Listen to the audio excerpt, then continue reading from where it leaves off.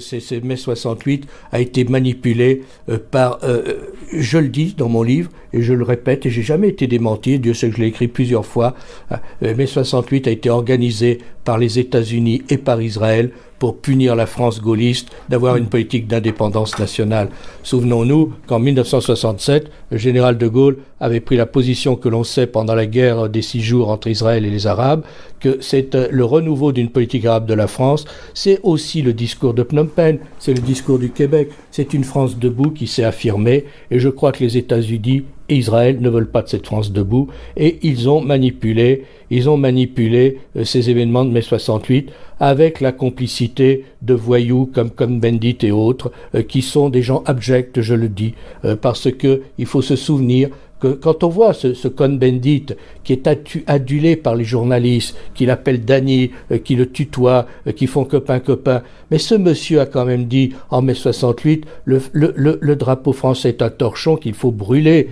Il est allé pisser sur sur la tombe du soldat inconnu à l'Arc de Triomphe. Il faut que les Français se souviennent de ces choses-là. C'était la haine de la France qui s'exprimait en mai 68. On a un livre qui est sorti en 2009 qui s'appelle « Des secrets si bien gardés » de Vincent Nouzy, paru chez Fayard. Et regardez ce qu'il y est écrit dedans. La CIA est en réalité... On parle des événements de mai 68. La CIA est en réalité ravie que la statue de Gaulle, bête noire des Américains depuis 10 ans, soit enfin ébranlée.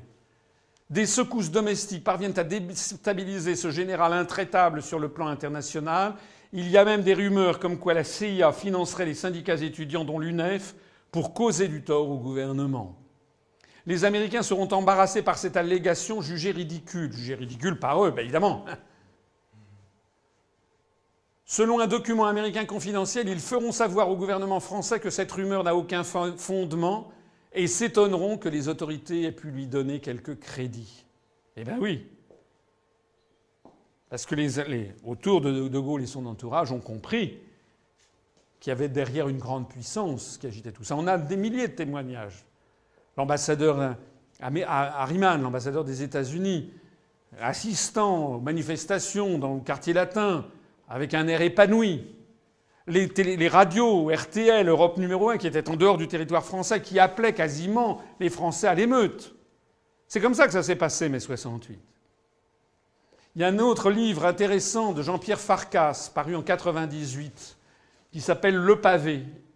Et voilà ce qu'il redit. En juin 68, Cohn-Bendit déclare à Hervé Bourges « Il semble que la CIA se soit intéressée à nous ces derniers temps. Certains journaux et associations américaines, filiales et intermédiaires de la CIA... » Vous voyez qu'il est quand même bien documenté, les journaux et associations américaines. Ford, Rockefeller, etc. Filiales et intermédiaires de la CIA nous ont proposé des sommes importantes. Inutile de vous dire l'accueil que nous leur avons fait.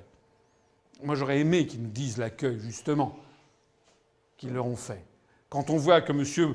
Cohn-Bendit est toujours sur la scène politique française, après avoir été en Allemagne, quand il est allé chez les Verts allemands faire une partie de sa carrière politique, il s'est fait remarquer pour prendre position, à la différence de tous les Verts allemands qui étaient infiltrés par le KGB soviétique, au moment de la crise des SS-20, Cohn-Bendit a été le seul Vert allemand, député Vert allemand, à militer en faveur de l'installation des Pershing américains.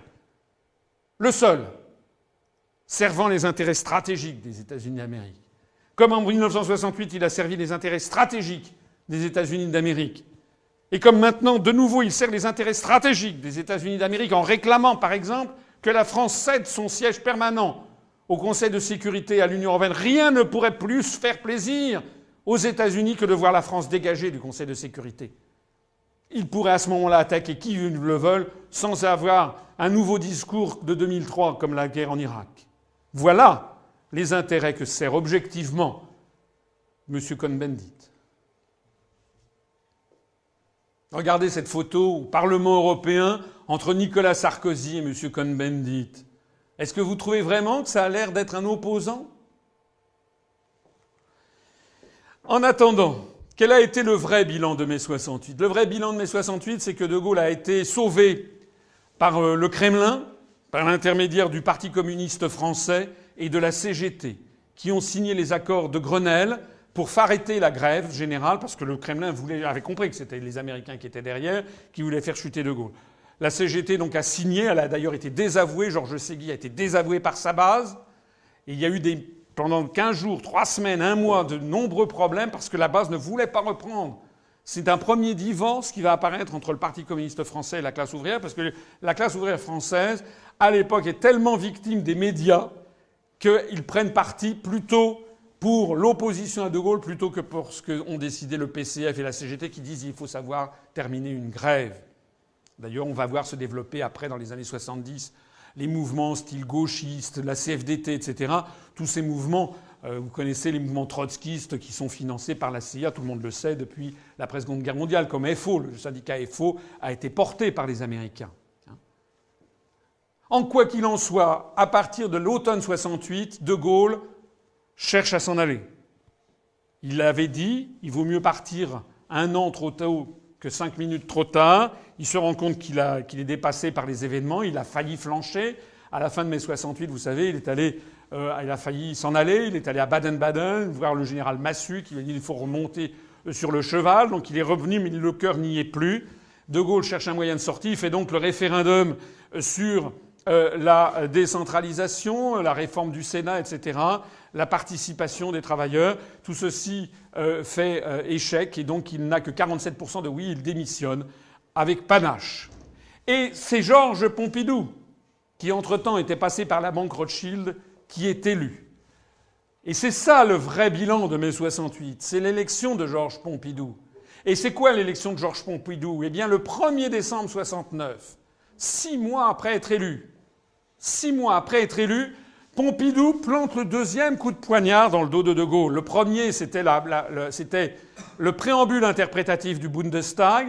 Le 2e, c'est De Gaulle qui va au sommet européen de La Haye le 1er décembre 69 et qui dit « Les demandes d'adhésion à la CE de la Grande-Bretagne et de 3 autres pays, les 3 autres pays, c'est Danemark, Irlande et Norvège, doivent être abordées dans un esprit positif. » C'est-à-dire que Pompidou enterre en fait le 2e élément fondamental que De Gaulle avait voulu apporter pour faire une Europe européenne.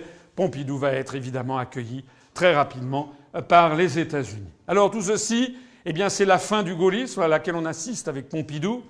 Je ne parle même pas des autres. Mais tout ceci pour faire un bilan qui façonne l'opinion publique en France. L'audience moyenne de la télévision en France, c'est 3h30 par jour, 4h15 le dimanche. Selon les sources médiamétrie, ça fait plus de 1200 heures par an. Et maintenant, nous sommes entrés dans un univers qui est celui-ci, que vous connaissez bien d'ailleurs. C'est l'univers où la population française est placée dans un état d'hypnotisme. C'est-à-dire que désormais, il n'y a plus de discours politiques qui tiennent. Il n'y a plus de raisonnement politique qui tiennent. Maintenant, nous avons une population qui est complètement hypnotisée par un petit écran qui fait passer des messages subliminaux, vous le voyez d'ailleurs, où l'on traite de tout sauf des vrais problèmes. On le voit d'ailleurs, quelle place est laissée aux questions essentielles sur l'avenir de la France. Qui vous parle comme je vous ai parlé ? Qui vous présente notre histoire récente ? Qui vous présente la stratégie de domination américaine sur l'Europe et sur la France ? Qui vous parle de ce que la France a été un très grand État, une grande puissance indépendante et souveraine ? Qui est-ce qui vous en parle encore ? La place laissée aux questions essentielles sur l'avenir de la France, aucune. Alors pourquoi aucune ? Eh bien aucune parce que tout simplement, les médias sont détenus par quelques intérêts très circonscrits. TF1, par exemple, est possédé par Bouygues. Alors on entend les gens de gauche dire « Ah, on voit Sarkozy sur TF1 parce que Sarkozy est l'ami de Bouygues. » Mais ne vous inquiétez pas, Sarkozy est l'ami de Bouygues, mais Bouygues, il est l'ami aussi de François Hollande, de Moscovici, il est l'ami de tout le monde. Le problème, il n'est pas là. Le problème, c'est que le Bouygues est possédé à hauteur de 20% de son capital par Capital Research and Management American Funds, qui est un fonds de pension qui gère notamment les pensions, les retraites des fonctionnaires de Californie. Et donc, TF1 jamais ne peut relayer le type d'information que je vous donne.